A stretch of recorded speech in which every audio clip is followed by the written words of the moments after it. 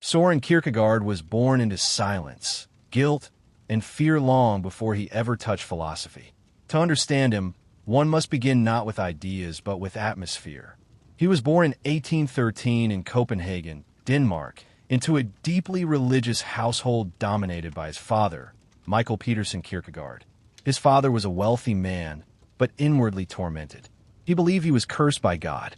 As a young shepherd boy, Michael once stood on the barren Jutland heath, starving and desperate, and cursed God aloud. He never forgot it. He believed this single act condemned his entire bloodline. This belief shaped Søren's childhood completely. Michael Kierkegaard believed all his children would die young as punishment, and one by one they did. Out of 7 children, only Søren and 1 brother survived into adulthood. Death was not an abstract concept in that home. It was expected, discussed, feared. Søren grew up surrounded by funerals, religious dread, and the constant idea that existence itself might be a test designed to break him. His father was intensely intelligent, deeply pious, and emotionally overwhelming. He taught Søren theology, philosophy, and scripture from an early age, but also passed on his anxiety, melancholy, and sense of cosmic guilt. Søren later described his childhood as lacking sunlight, laughter, and ease. This matters because Kierkegaard philosophy is not theoretical. It is born from lived psychological tension. He did not ask how to understand the world. He asked how to endure being oneself. As a young man, Søren was brilliant, ironic, sharp-tongued, and socially awkward. He studied theology at the University of Copenhagen, but from the beginning he felt uneasy with the academic system. He believed universities turned living questions into dead knowledge. He was particularly disturbed by the dominance of Hegelian philosophy at the time. Hegel taught that reality could be understood as a rational system, where contradictions resolve into higher unities. Kierkegaard rejected this violently. For him, existence was not a system. It was something you suffer through. You cannot systematize anxiety. You cannot diagram despair. You cannot solve existence like an equation. While his peers chased careers and social approval, Kierkegaard felt torn inwardly. He wanted meaning, truth, and authenticity, but he was terrified of ordinary life. This tension became visible in his most famous personal relationship, Regine Olsen. Regine was young, intelligent, warm, and emotionally alive in a way Søren was not. He loved her deeply. He proposed to her. She accepted, and then, almost immediately, he began to panic. Marriage, for Kierkegaard, was not simply commitment. It was identity.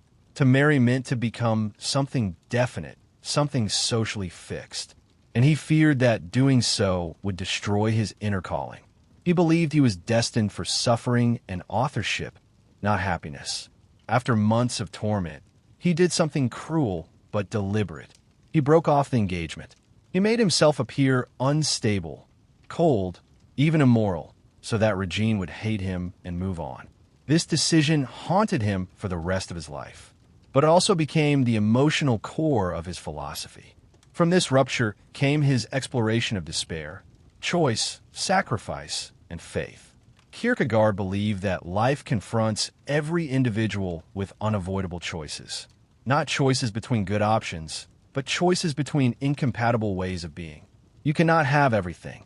You cannot avoid choosing. Not choosing is itself a choice.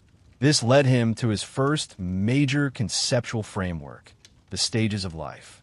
He described 3 fundamental ways of living: the aesthetic life, the ethical life, and the religious life.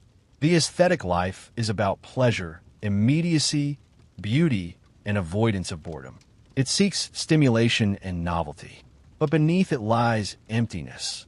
The aesthete avoids commitment because commitment limits possibility. Kierkegaard saw himself in this stage early on. Irony, wit, detachment. He knew its seduction and its hollowness. The ethical life emerges when a person commits. To marriage, responsibility, duty. Here, one chooses oneself as a stable individual. This brings meaning, but also guilt and burden. But Kierkegaard believed even the ethical life was insufficient, because ethics cannot redeem despair. The final stage, the religious life, is not about church attendance or morality. It is about a personal, inward relationship with God that cannot be justified rationally. This is where Kierkegaard introduces one of his most misunderstood ideas, the leap of faith. Faith, for him, was not belief without evidence. It was commitment without certainty. He argued that objective proof destroys faith. If God could be proven like a theorem, belief would no longer be a risk, and therefore no longer faith. True faith requires standing alone, without guarantees. This idea terrified and fascinated him. Kierkegaard's writing style reflects this inner struggle. He wrote under pseudonyms, each representing different perspectives. He did not want to preach. He wanted to force readers to confront themselves. Reading Kierkegaard is not comfortable. It is diagnostic. You believe truth is subjective, not in the sense that facts are arbitrary, but in the sense that truth only becomes real when lived. Knowing the right thing does not matter if you do not live it. Understanding God does not matter if you do not relate to God. This emphasis on inwardness set him apart from nearly every philosopher before him. He is often called the father of existentialism, not because he created a movement, but because he made existence the central problem. Not humanity, not history, but you. By the end of his early works, Kierkegaard had isolated himself socially. He became a public figure in Copenhagen, often mocked in newspapers for his appearance and eccentricity. He accepted this humiliation as part of his calling. He believed suffering clarified purpose, and this belief would only intensify. After Søren Kierkegaard withdrew from ordinary life, he did not become quieter. He became sharper. His isolation was not accidental. It was deliberate. He believed that truth could not be found in crowds, institutions, or public agreement. Truth, to him, existed only where an individual stood alone with their choices. This belief led directly to one of his most difficult and influential works, Fear and Trembling. The book does not begin with arguments.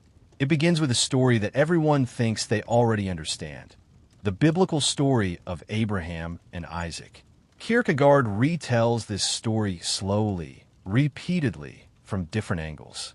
Abraham is commanded by God to sacrifice his son Isaac. From an ethical standpoint, this is murder. From a religious standpoint, it is obedience.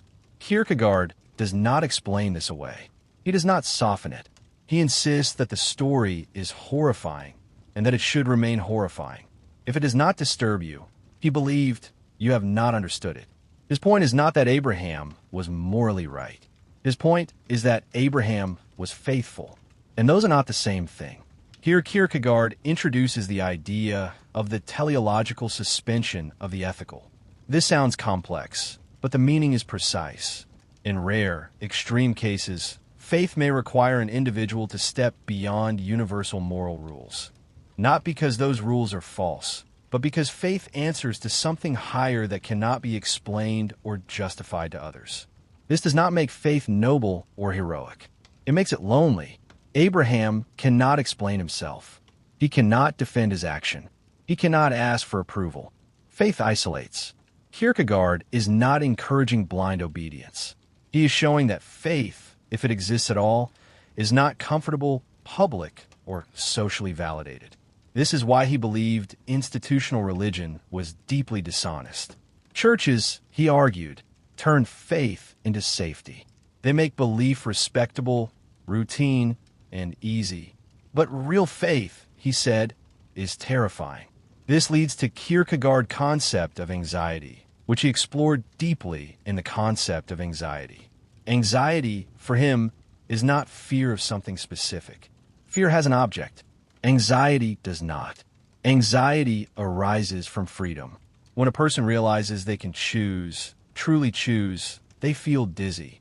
Not because choice is bad, but because possibility is infinite.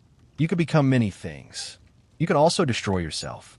This freedom produces anxiety. Kierkegaard used the image of standing at the edge of a cliff. You are not afraid of falling. You are afraid of the fact that you could jump. Anxiety reveals freedom. Rather than seeing anxiety as an illness, Kierkegaard saw it as a teacher. Anxiety shows you that you're not determined, not fixed, not trapped by nature or society. But anxiety can also paralyze. This is where despair enters. In The Sickness unto Death, Kierkegaard described despair as a misrelation within the self. Despair is not sadness. It is a failure to become oneself. There are many forms of despair. Despair of not wanting to be oneself. Despair of wanting to be oneself without reference to anything higher. Despair of ignoring one's own inward life entirely. Most people, he believed, live in despair without knowing it. They function. They succeed. They are busy. But inwardly, they have never confronted who they are or why they exist.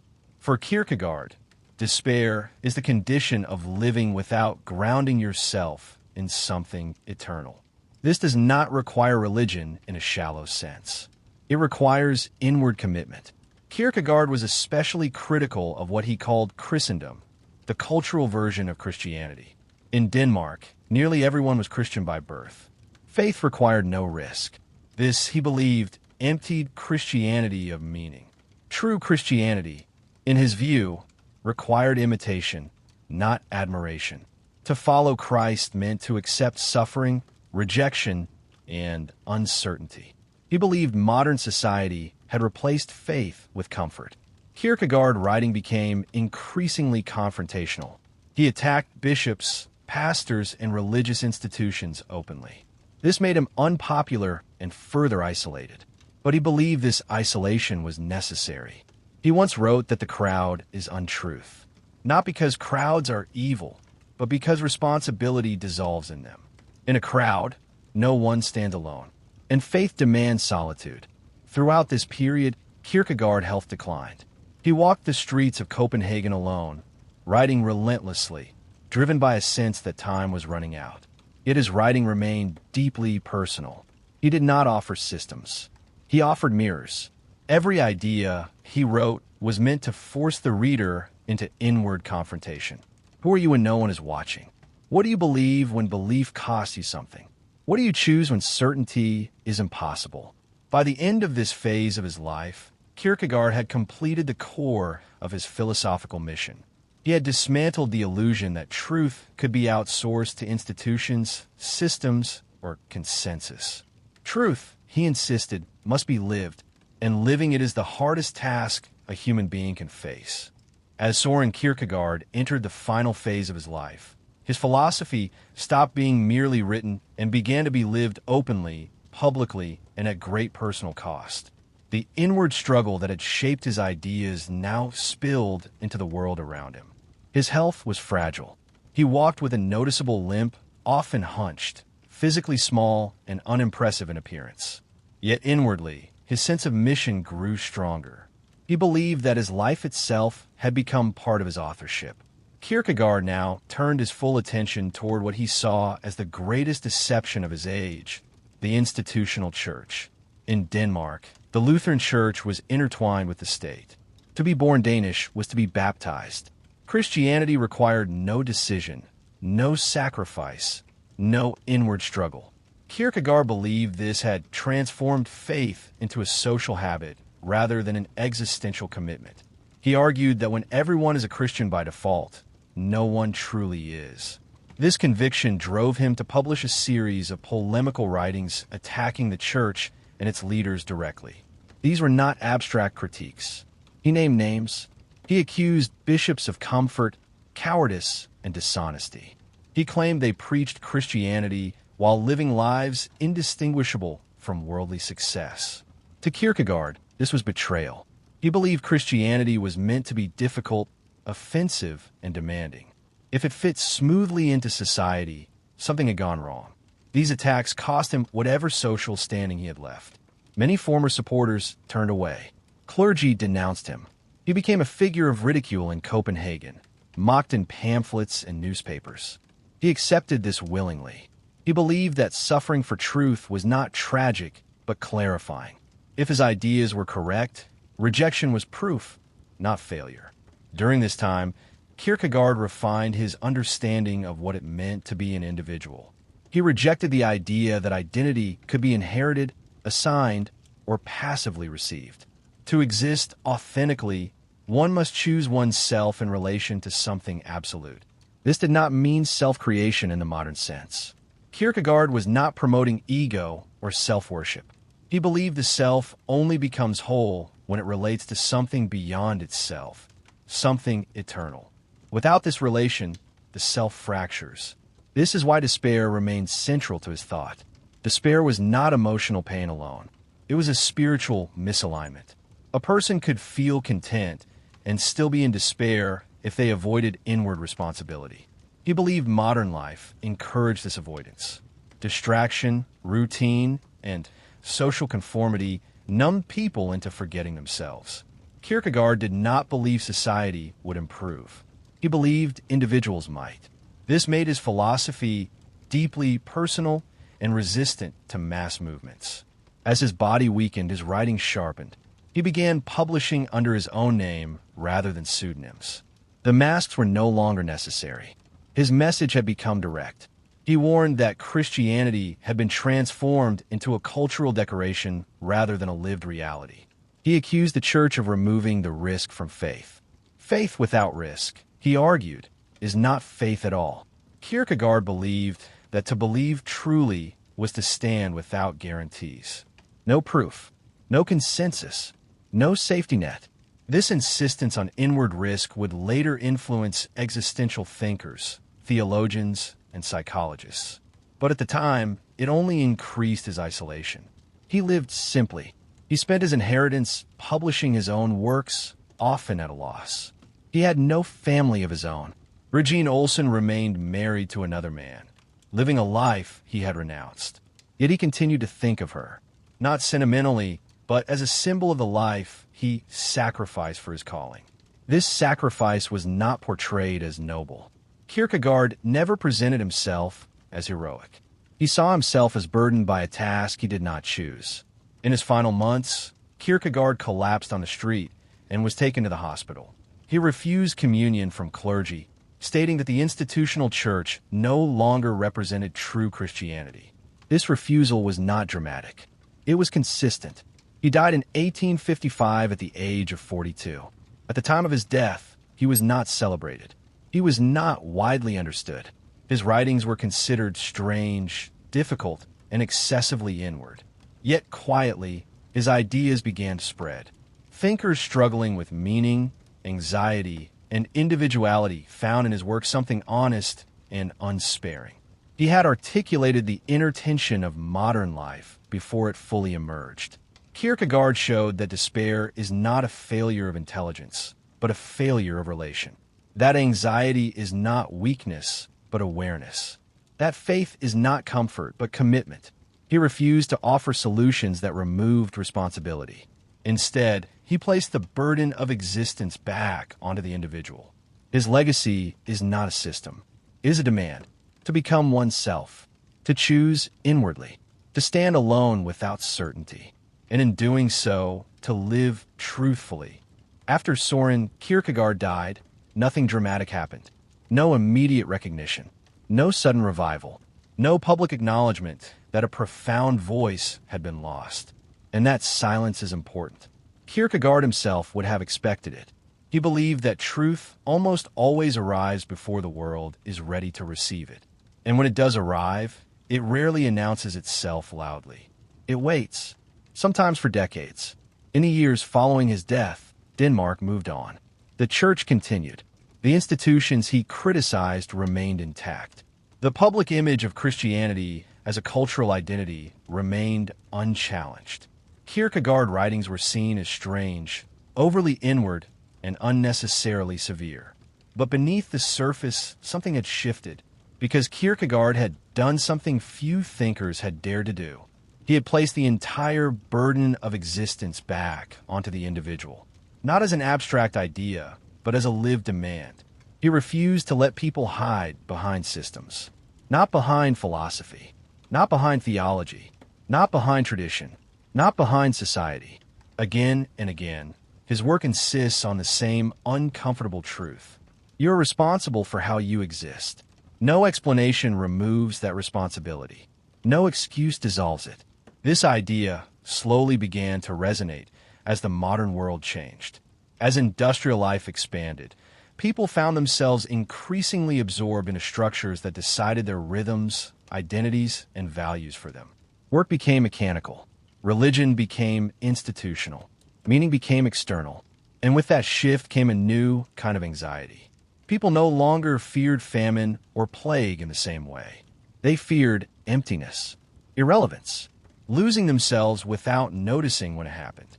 Kierkegaard had already described this condition with unsettling precision. He had warned that despair does not always feel dramatic. Often, it feels like comfort, like routine, like distraction, like life moving forward without ever being questioned. This is why his philosophy does not age, because it is not about a historical moment. It is about the inner structure of being human. Kierkegaard believed that most people never truly become themselves, not because they are incapable, but because becoming oneself requires confrontation. And confrontation is avoided whenever possible. To become oneself means facing anxiety without fleeing. It means choosing without certainty. It means accepting that no one else can live your life for you. These ideas deeply influenced later thinkers who were trying to understand the psychological costs of modern life. Existential philosophers drew from his insistence that existence comes before explanation. Psychologists recognized in his work an early mapping of anxiety, identity fragmentation, and despair. But Kierkegaard himself would have rejected being turned into a theory. He did not want followers. He did not want disciples. He wanted readers who were willing to suffer honestly. His writing style reflects this. He did not write to persuade. He wrote to disturb.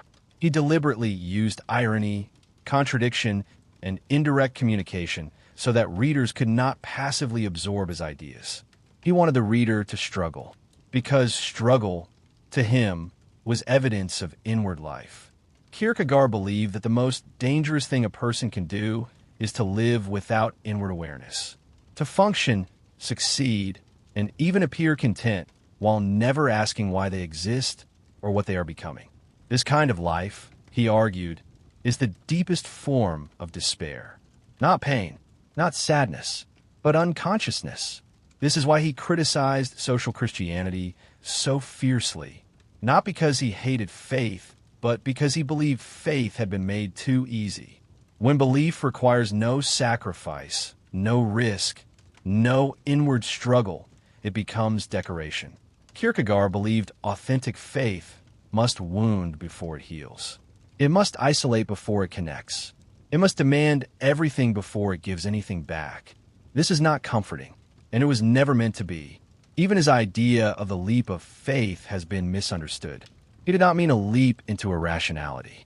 He meant a leap into commitment without guarantees, a decision made in full awareness of uncertainty.